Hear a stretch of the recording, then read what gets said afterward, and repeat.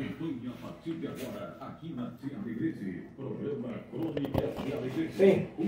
Se não cair. Em pauta, temas de interesse da comunidade. Crônicas de Eu queria iniciar a pauta. Quem sabe faz ao vivo, né? Quem sabe faz ao vivo. 34, 26, 1307 e 991, 76, 33. Fazenda Várzea do Inhanduí, Campanha e Birocai, tem para venda todo sótão e angus e carneiros Corredade.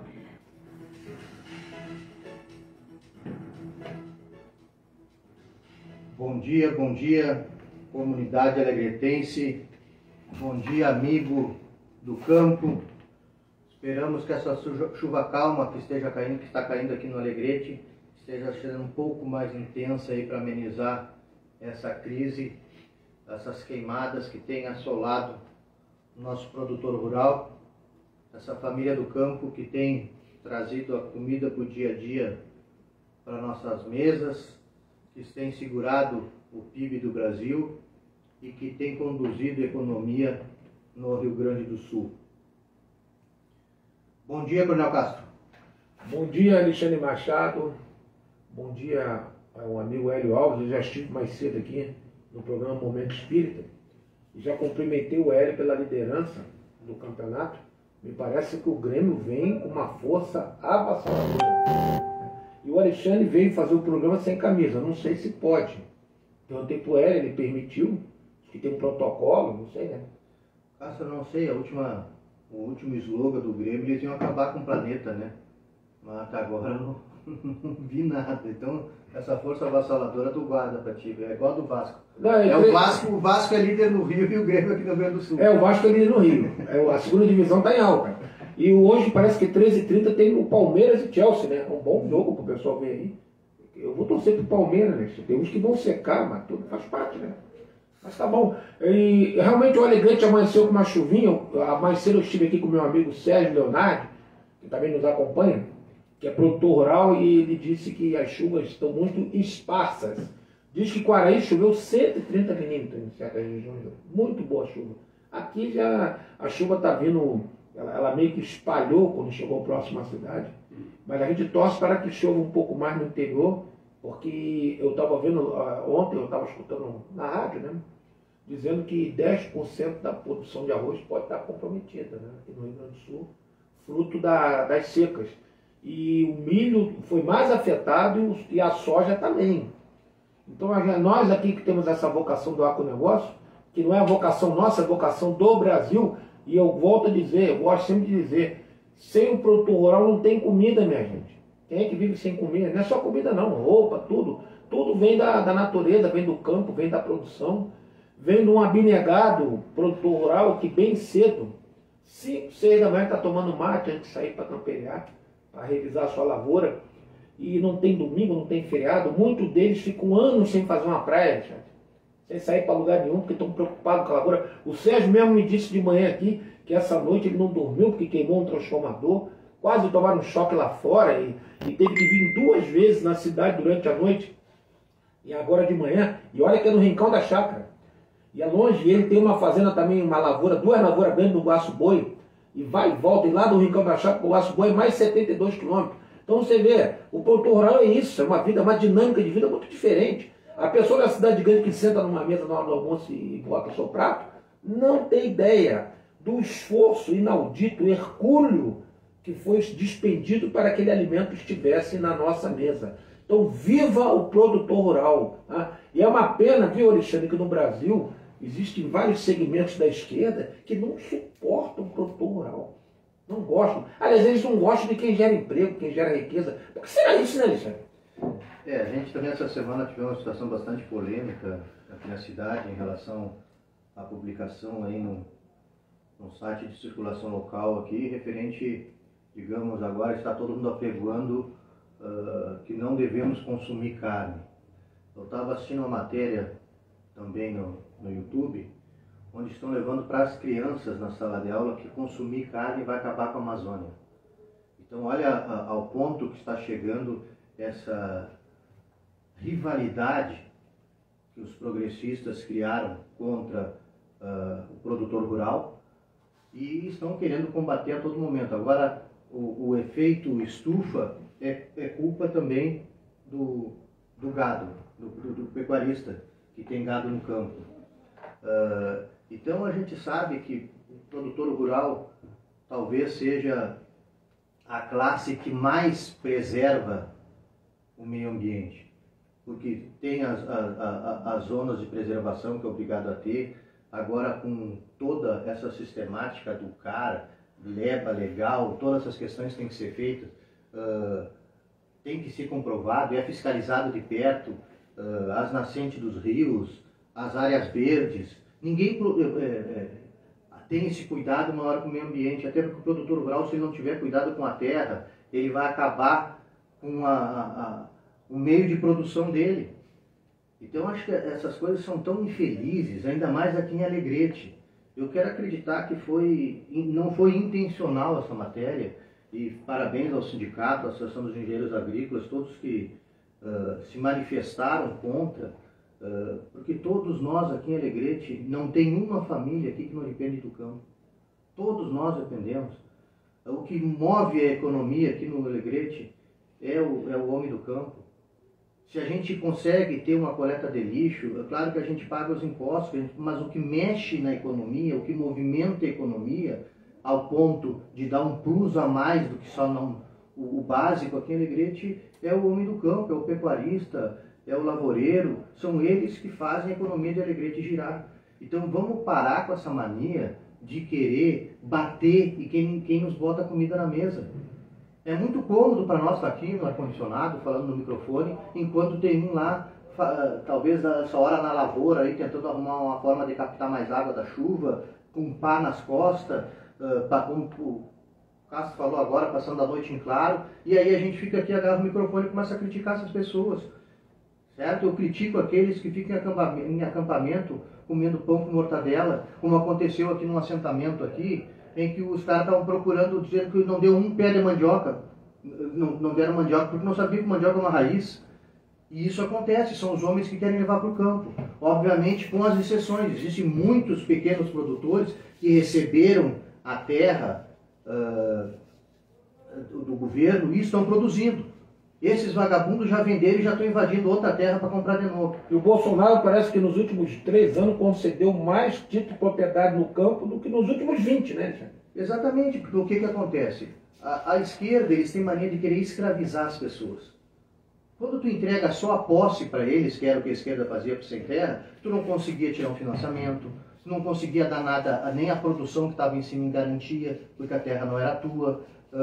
E tu ficava sempre comendo pela mão deles. Aí veio o presidente Bolsonaro e integrou a terra, deu a liberdade para essas pessoas. Eles vão poder fazer um financiamento para plantar, para criar sua ovelha, seu gado. Eles vão poder dar o produto que está em cima daquela terra como garantia para refinanciar uma outra lavoura. Enfim, deu a liberdade, como aconteceu no Nordeste. No Nordeste nunca houve interesse dos governos anteriores de levar água. Tanto é que eles foram protelando, passou pelo governo Lula, pelo governo Dilma, pelo governo Temer, e a água nunca chegou lá. Agora chegou o presidente Bolsonaro, botou poços em tudo que é canto, e a transposição do Rio São Francisco de repente andou. Então, gente, a gente vive uma situação que era para ser tão tranquila essas eleições, era para ser tão clara essas eleições, diz assim, poxa, como é que funciona agora? As coisas estão dando lucro. Como assim? Estatais nunca deu lucro. Como assim a Petrobras está dando lucro? Como assim a gente passou por uma pandemia e a economia continua reagindo e melhorando? Sabe? Era uma coisa tão óbvia. O Nordeste, eu acredito que vai ser uma grande surpresa nessas eleições. Olha, Alexandre, você, meu querido ouvinte, você que simpatiza com a causa conservadora, você que simpatiza com a direita, e você que está me ouvindo, que também não se, que porventura seja de esquerda, não concorda com o nosso pensamento, você também é bem-vindo. O que é importante é o debate democrático. Agora, vamos lá, vamos raciocinar. Pensa junto comigo, meu ouvinte. Neste exato momento, vamos raciocinar juntos. Se o governo está fazendo uma aposta econômica, uma aposta de mercado, no intuito de que a economia cresça e a partir daí seja gerado emprego, riqueza para a população. Aí eu te pergunto, meu querido ouvinte, se você acabar com a pobreza, o que é uma coisa quimérica, sabemos que não é possível acabar, sempre haverá pobres, né? O próprio Jesus disse, né, numa das conversas com os seus discípulos, ele disse o seguinte, ele enaltecendo a importância da caridade, ele disse, pobres sempre os tereis. Agora você não precisa ter miseráveis, né? Vamos dizer assim, né? O pobre sempre vai existir, a pessoa mais humilde, a pessoa mais rica, a pessoa mediana, mas não há necessidade que existam miseráveis, pessoas que morram de fome. Isso aí não é necessário. Aí eu te pergunto, se acabar hoje a pobreza, ou se nós diminuímos drasticamente a pobreza, qual será o discurso da esquerda? Em que se apoiará o discurso da esquerda se nós erradicarmos ou diminuirmos muito a quantidade de pobres, miseráveis, pessoas em situação de risco, situação muito desfavorável? O que será o discurso socialista diante disso? Eu vou contar só uma história aqui rapidinho. Vocês sabiam, meu querido ouvinte, que o socialismo já matou mais de 100 milhões na história contemporânea da sociedade. Eu não falo do passado, não. Eu falo depois do advento do Manifesto Comunista, em 1848, plagiado por Marx, de documentos dos Illuminati, lá de 1781, quando ele plagiou, porque Marx era um farsante, né? Era um vagabundo, farsante. Quando ele plagiou aquele discurso, aquilo criou um modelo nefasto, né? Que é o modelo socialista comunista. Aí eu te pergunto, desde aquela época, mais de 100 milhões de pessoas foram assassinadas por ditadores socialistas do mundo. O maior carrasco da história da humanidade chama-se Joseph Stalin. Ele matou 5 vezes mais que Hitler, que é outro carrasco deplorável. Mas Stalin era pior, um espírito perverso, cruel. Então agora, o que está em pauta na mídia? A Rússia está prestes a invadir a Ucrânia. A Ucrânia sempre, na época ela pertenceu à União Soviética, depois se tornou independente em 1991, e agora vive a iminência de uma nova invasão e dominação do exército russo. Agora vamos raciocinar. Stalin, na década de 30, ele impôs a coletivização do campo, viu, Alexandre? Ele criou as fazendas coletivas, que é um modelo comunista clássico. Né? Ele queria acabar com a pequena propriedade, com a iniciativa privada, com a livre iniciativa, o que é o desejo de todo socialista. Né? E o socialista não gosta de trabalhar, ele gosta de comer na mão do Estado, ele gosta de coisas fáceis, ele gosta de subsídio, ele gosta muito do subsídio. Mas observa bem, então Stalin, na época faltou comida na União Soviética. A União Soviética não é que nem o Brasil, né? Essa imensidade de campo, clima maravilhoso. Não, lá é um clima gelado. 90% do país é a Sibéria, é aquela região inóspita, temperaturas de 70, 60 graus abaixo de zero. Então não é muito fácil você produzir numa região como essa. Então Stalin, na época, faltou como ele coletivizou o campo. O que naturalmente aconteceu? A produção caiu.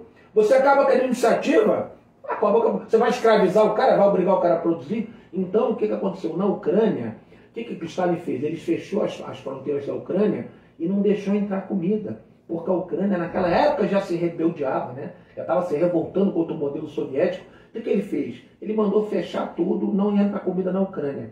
Então, entre 1931 e 1934, morreram 4 milhões de pessoas de fome na Ucrânia. Você sabia disso, ouvinte? É um socialista. É uma pessoa tipo Maduro da vida aí, que o pessoal defende muito, Fidel Castro.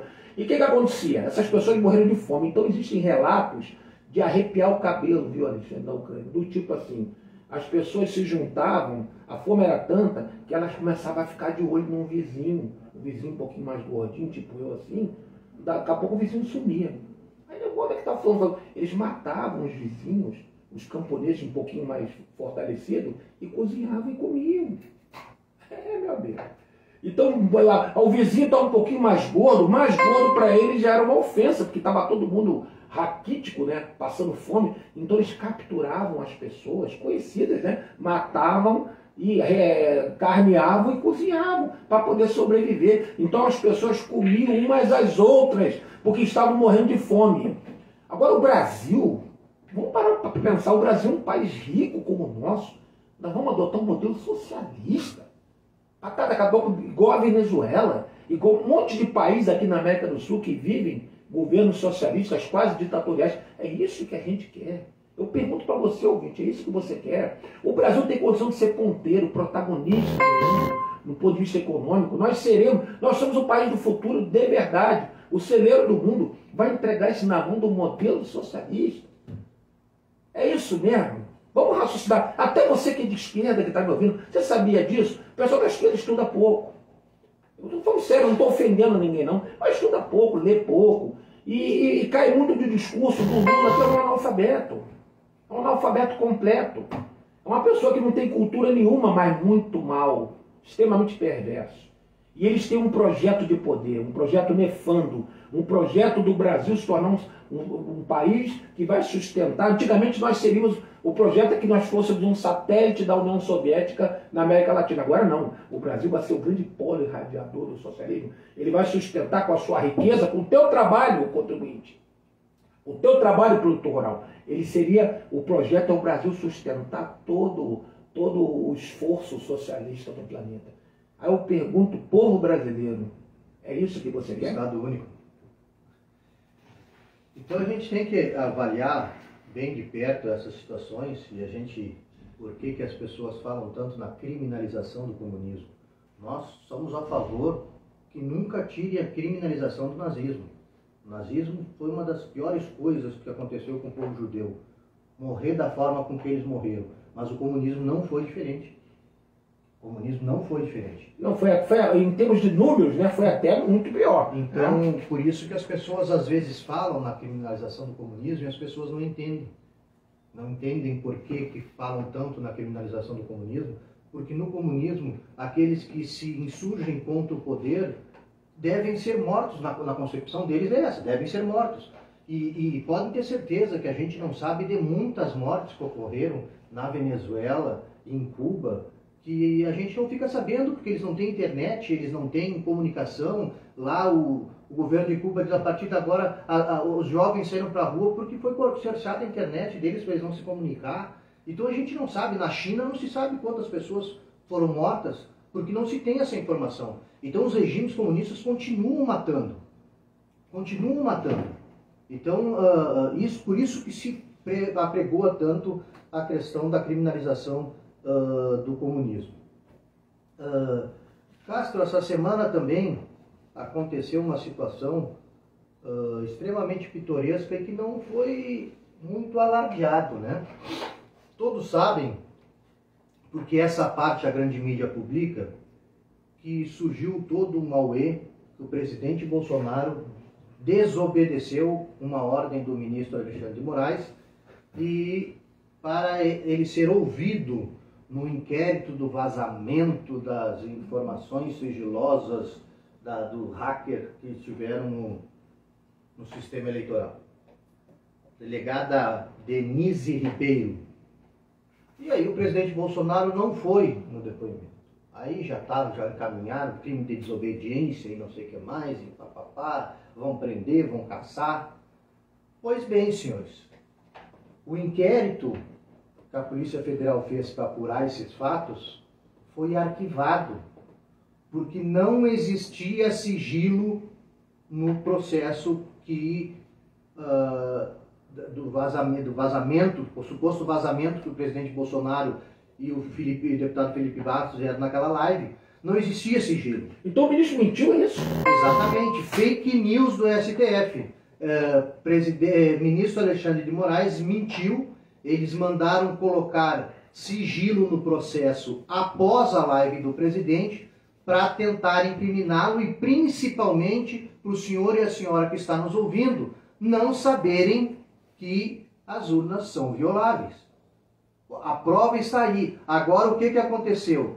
A senhora delegada Denise Ribeiro, que é a única pessoa que recebe demanda do ministro Alexandre de Moraes, que inclusive investigou ele no passado e depois se tornaram muito amigos, entregou o relatório ao STF dizendo do arquivamento e saiu em licença maternidade. Ou seja, desapareceu do ato. Então, gente, Agora tem mais uma outra questão. Já venceu o prazo, aquele AUE que o Exército estava acompanhando de perto, que o Barroso havia aberto todo o sistema eleitoral para o Exército. O Exército apontou inúmeras falhas, solicitou a resposta, até hoje não teve. Então, de que adianta nós termos um fiscal ali, alguém para olhar e confrontar os problemas do sistema para que nós tenhamos uma eleição limpa, e aí essas pessoas não são ouvidas, não são respondidas e continua a caixa preta das urnas eletrônicas no sistema eleitoral. Então, gente, ficou comprovado, e é isso que nós temos que pensar, e principalmente agora em maio, quando nós formos às ruas, certo? Ficou cabalmente comprovado a má fé do ministro Alexandre de Moraes quando se trata de presidente Bolsonaro. Ele tentou fazer uma fraude, tentou incluir documentos e informações falsas no processo, que isso é crime, certo? Para perseguir o presidente Bolsonaro. Agora eu vou te perguntar o seguinte, o senhor e a senhora que está me ouvindo. Como é que foi com a situação do Lula quando cogitaram a possibilidade da rivalidade e da impessoalidade do então juiz Sérgio Moro com ele? O que aconteceu? Foram arquivados todos os processos. Será que não está comprovada a imparcialidade do senhor ministro Alexandre de Moraes? Que condições tem esse cidadão de conduzir umas eleições agora que estão vindo, principalmente nas condições que estão? Será que ele não vai seguir perseguindo o presidente? Será que ele não vai seguir forjando documento para caçar o presidente? Por favor, gente, a gente precisa acordar. Essas coisas nós precisamos começar a ficar mais atentos. Sob pena da gente ter que engolir a seco uma eleição que está sendo preparada para ser forjada. Agora eu vou citar uma outra informação importante para vocês. Houveram 2 lives nessa quinta-feira. Isso que eu ia falar, impressionante. A live dos 42 anos do PT, onde o candidato líder das pesquisas estava falando, no pico, esteve 1.000 pessoas. Ao mesmo tempo que teve a live do presidente das quintas-feiras, que já é uma live surrada, que acontece todas as quintas-feiras, que as pessoas até podem, essa eu não vou olhar, não vou assistir. Essa do PT foi algo estratégico, surgiu para falar 19.000% o número de pessoas que estavam na live. 191 mil parece que tinha do presidente. Do presidente Bolsonaro. 191 mil parece. Então, gente, por favor, vamos prestar atenção. A gente precisa estar atento a essas situações, certo? A mesma coisa a mídia divulgou. Pela primeira vez, Lula ultrapassa Bolsonaro nas redes sociais. Desinformação também. O que acontece? Se o senhor e a senhora que todos os dias falam Lula ladrão, Lula sem vergonha, Lula na cadeia, tudo isso aí contabiliza. Aí a mídia traz a informação como se a aceitação do Lula nas mídias sociais estivesse muito maior que a do Bolsonaro. Só que toda vez que a gente cita o nome desse indivíduo, a mídia depois vem largar que a popularidade dele tá ótima nas redes sociais. Então tudo está sendo manipulado de uma forma maquiavélica, de uma forma tendenciosa para que o sistema volte a comandar o Brasil. O presidente Bolsonaro precisa de nós, precisa do nosso apoio, porque ele tem sido um guerreiro contra esse sistema criminoso que está implantado aí há tantos anos. Porque o que a gente está vendo aqui, fica bem claro, eles estão tentando legitimar antecipadamente essa fraude. Porque eles querem mostrar que, tipo assim, se houver uma fraude lá na frente, não, mas o Lula não era o mesmo, o Lula estava na frente, liderava as pesquisas. Manda o Lula saltar num alto aqui no centro da Alegrete. Desafio o Lula assaltado um carro no centro. Avisa antes. Eu sou o Lula, estou indo em Alegrete fazer um comício. Vê se ele consegue saltar num carro ali na Praça Presidente Vargas. Eu quero que ele salte ali. Ele não salta. Então, isso aí o que está acontecendo é uma vergonha. E as pessoas têm que abrir seus olhos. Tem que abrir seus olhos. Me mostra um local que o Lula vai, que ele consegue sair do aeroporto em paz. Ele só faz eventozinho fechado, evento pago ali com 200 pessoas, 100, fechado. Vem com a desculpa que é a pandemia. Coisa nenhuma. Ele não faz na rua, senão ele vai apanhar. Vai ser vaiado, ele não gosta. Agora, mais uma pergunta que eu faço para você, meu ouvinte. Até você que não simpatiza com a nossa causa, eu respeito você, mais do que você imagina. Tá? Você está ouvindo o meu programa aqui, e eu quero a sua audiência, porque eu acho que o debate é fundamental, é um debate respeitoso, dentro do ambiente democrático. Para pensar, você quer realmente um bandido como Lula, condenado, criminoso, na presidência da República? É isso mesmo? Você já parou para pensar nisso? Esse homem foi condenado em todas as instâncias. Ele ter sido colocado em liberdade foi uma decisão meramente política. Que hoje, infelizmente, vivemos a ditadura do judiciário no país. Foi uma decisão política. Quando o Lula não foi absolvido de absolutamente nada, os processos vão correr de novo. Estão na primeira instância, eles estão caminhando novamente. Vão demorar uma eternidade. Pode ser que o Lula até morra até lá e não seja colocado de volta na cadeia. Mas, rapaz, as provas existem. As provas existem. Esse grupo que o Lula liderou é um grupo que desviou coisa de 1 trilhão nesse país. Não vamos abrir o olho. O BNDES, que é um banco, que é feito para fomentar o desenvolvimento no país, né? É um banco que é feito para apoiar o empreendedorismo dentro do país. Ele financiou incontáveis obras fora do país. Tem um depoimento do Paulo Bernardo que ele dá para uma deputada numa CPI, diz que o dinheiro que foi mandado para os governos, não foi para a Odebrecht. A Odebrecht estava fazendo uma obra lá, quando apertaram ele, não, o dinheiro não foi para o Odebrecht, lá mandou para o governo tal, governo de Angola, se não me engano. Pode o BNDES mandar dinheiro direto para o governo? Agora, falando de BNDES, tem uma situação que o presidente liberou na live ali que é inacreditável. Uma ONG, me parece, conseguiu o recurso para ensinar os índios no Amazonas Bitcoin. a lidar com Bitcoin. 50, olha só, a FUNAI contratou uma empresa que é para instruir os índios a operar com Bitcoin. Sabe de quanto que é o contrato, meu querido ouvinte? 50 milhões de reais do teu dinheiro para o índio aprender a operar Bitcoin. Eu pergunto, você sabe? Hélio Alves, tu sabe operar Bitcoin? O Hélio falou que está seco, né? Mas para pensar, você sabe, ouvinte, operar com Bitcoin? Eu sei que tem gente que sabe. Para um pouquinho, vai ensinar isso para índio. O índio é um cidadão como nós. É um cidadão que tem que ser, se ele desejar, ele tem que ser integrado à sociedade. Ele tem que ter o conforto, tem que ter todas as benesses, atendimento médico, emprego, educação. O índio é um brasileiro. E digo mais, é um brasileiro que tem até mais direito que nós, porque ele estava aqui antes de nós chegarmos. Então, para analisar, mas tu vai ensinar Bitcoin pro índio? Primeiro traz para a cidade. Isso aí, os índios não tiveram uma aula sequer, esse dinheiro foi desviado. Eu tô com vontade de falar um palavrão, que eu posso não falar. Porra!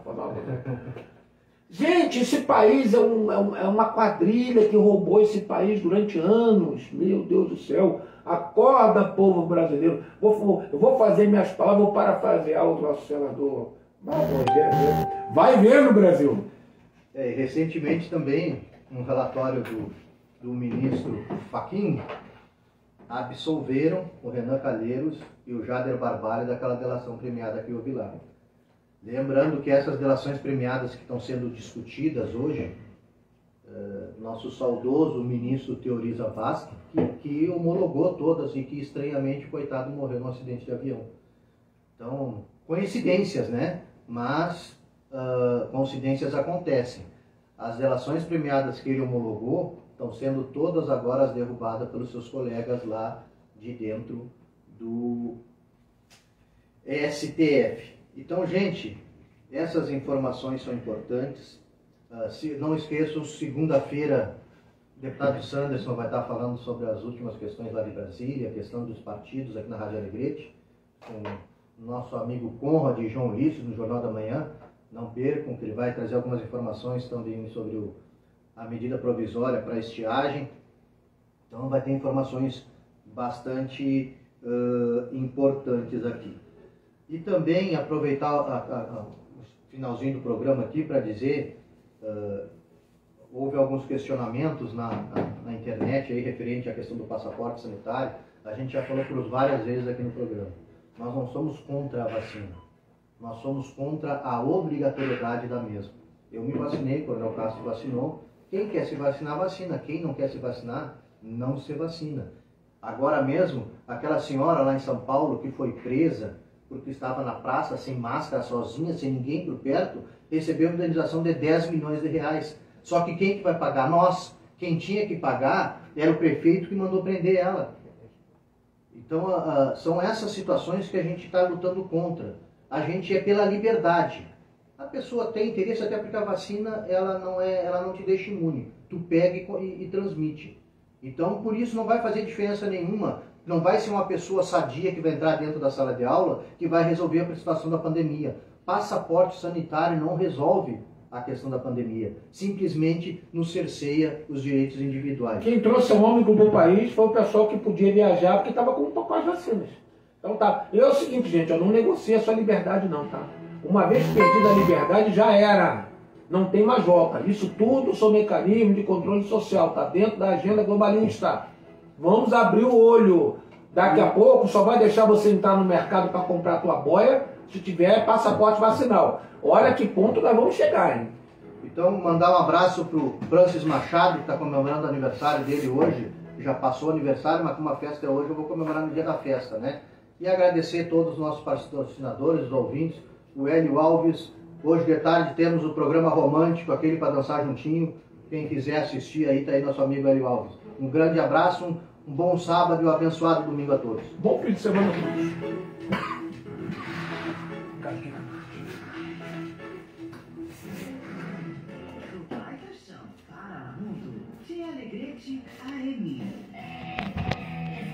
Aniversário Valesca França.